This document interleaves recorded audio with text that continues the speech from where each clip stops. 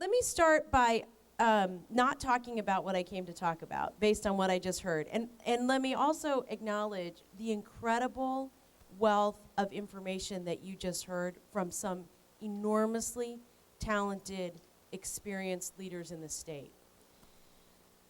And in my mind, as I listen to all of the discussion around this topic, I find it fascinating, and I found your questions and insights fascinating for this reason. The issue about funding in California for education is rooted in one very simple idea, and that is about values. So I want to just take that values discussion and I want to set it over to the side, because I thought it was fascinating to hear one of the participants here today say, I don't want to hear about ideology, I don't want to hear about that, we just got to solve the problem.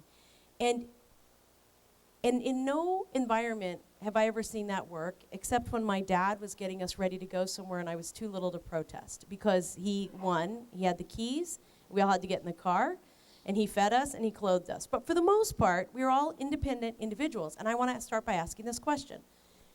How many of you have ever read a story in the paper and it got you mad?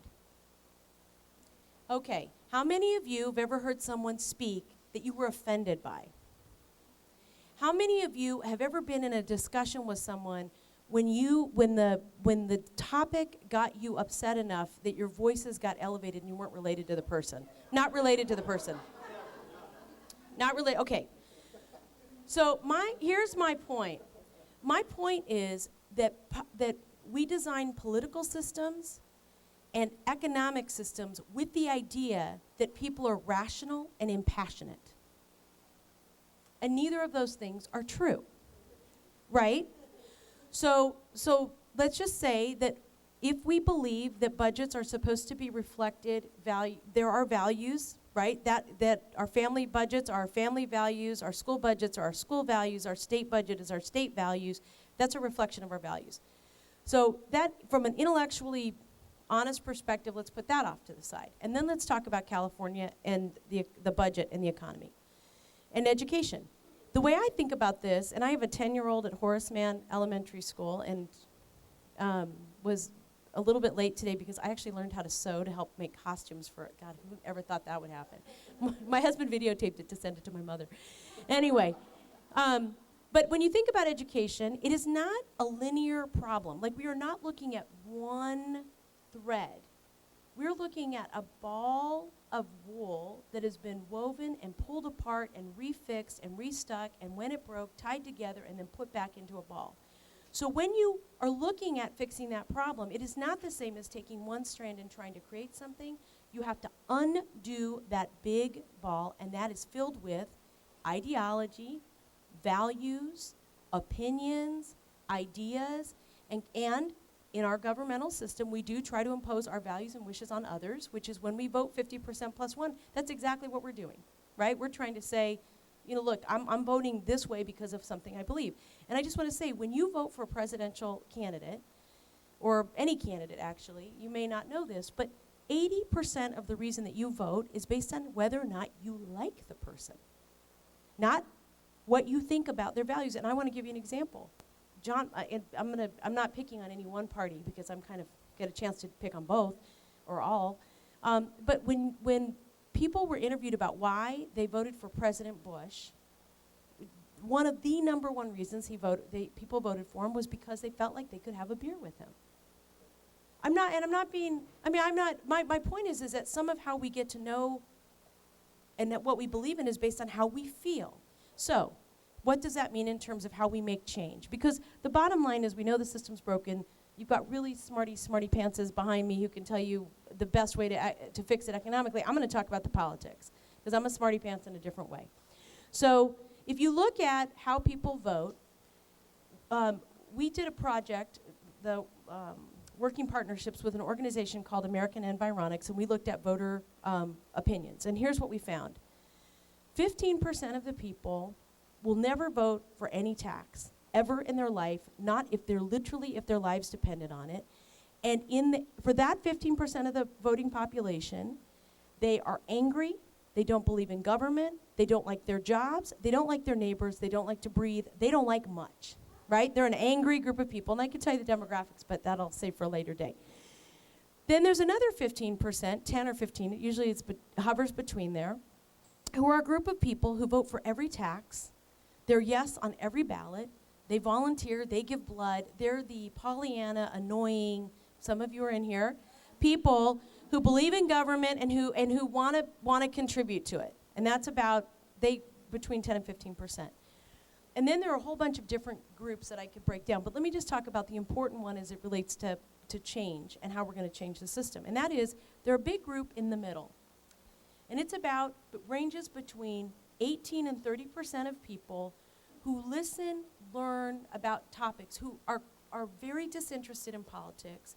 They're very happy with their lives. And for the most part, they don't care much about what's happening.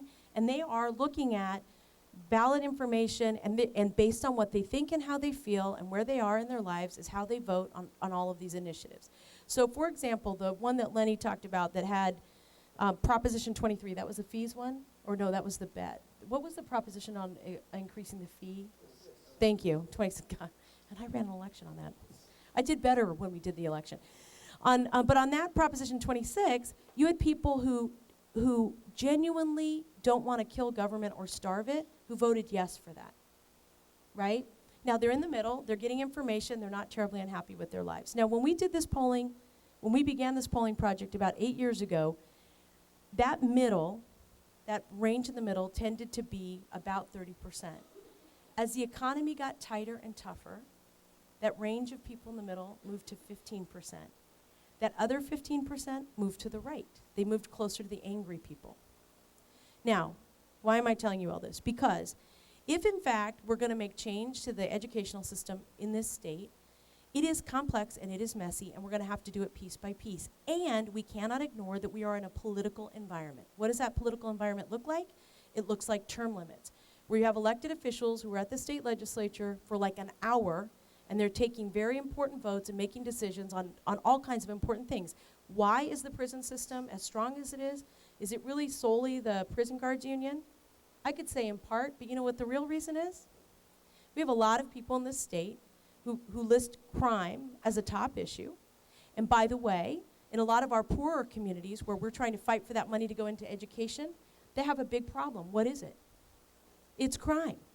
So they're choosing between education and safety. Like, can my kid get to school safely? And then what's the function of the school?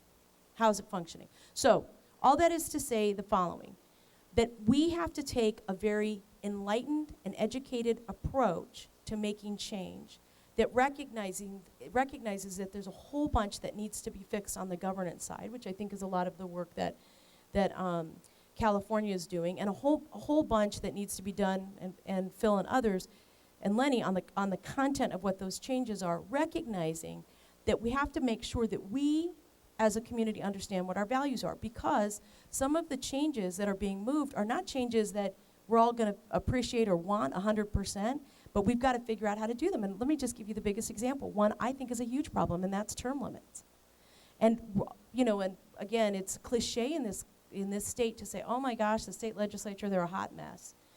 Well, the fact of the matter is, some of the smartest people I know choose to run for office. I wouldn't do it for the Assembly or the Senate. I think it's very difficult, but choose to run for office and are trying to make change. And they have exactly 2-year segments to do it, and they're constantly running for office. And by the way, if you get good at governance, and it's not just, and I say this in a respectful way, we want good people to keep running for office, right? And so then they do what's politically in their best interest and not necessarily what's in our best interest. So term limits, how popular is that? As we're beating up on the state legislature, very difficult to explain that we want back, I don't know how many of you remember, how many of you know who John Vasconcellos is? So John Vasconcellos, a number of us probably worked for him, but John Vasconcellos was one of the most brilliant legislators we've ever had in the state of California. We will never have a John Vasconcellos again, because no one's going to be there long enough to learn their way around outside of the lobbyists who work for not just the prison guards, but any number of other people. So it's one thing for us to say, goodness, that group should get involved, goodness, this group should get involved, and I'll wrap up with this. As parents, and I say this as a parent with a child in public school, we are as responsible for the reason the system is broken as anybody. And we contribute, and we continue to contribute, when we do not, as representative, in a democracy, which is really a representative democracy, when we don't do our homework in how we vote, and we don't challenge people who we hear running their mouths about things that aren't true. Because the way that middle gets informed is by us having conversations with them and moving them back into the center. That's how that's going to happen. And I know that you all are committed to that, so I don't mean to be the choir here, except that we cannot be silent, and we must be aggressive. And what I was telling John is I've been speaking for the last couple of weeks at things, and I've decided at every one of these to be on the offense, which sometimes makes me a little offensive, and here's my offensive piece. I think it's become so fashionable in this state and in this country to blame others. And we've become so comfortable doing it that we are going to kill our own country and our own state. And the issue that that Andrea so elegantly said about why do people think about education in economic terms, like why can't we talk about it as a quality of life issue, is because there aren't enough people in this state who believe in education in and of itself. They believe in education related to the economy because that is how they can see their benefit in it. And the only way we're going to make change is to continue to have courageous conversations and on occasion offend, and more importantly act. So it's good that you all are here. Go out and offend. Thank you.